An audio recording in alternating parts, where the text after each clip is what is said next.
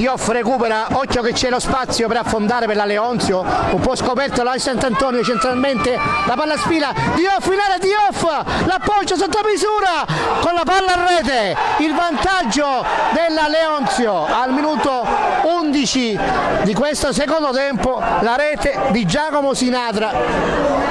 Avevo visto un po' scoperto, era così, si è fatta bucare la retroguardia di casa con il vantaggio della Leonzio firmato da Sinatra all'11° del secondo tempo. A Sant'Antonio 0, Leonzio 1.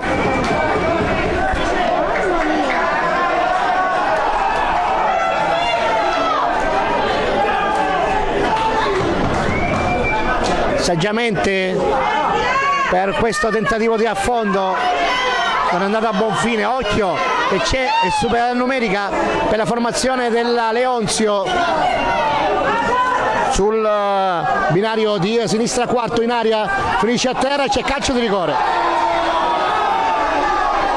Penalty per la formazione lentinese.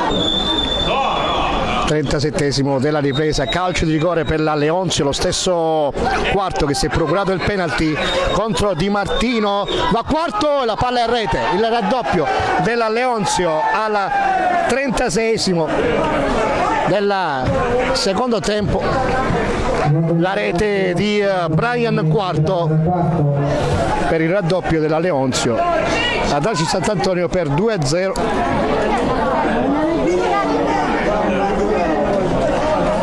Al 37° della ripresa il penalty realizzato da Quarto ed è Aci Sant'Antonio 0, Leonzio 2.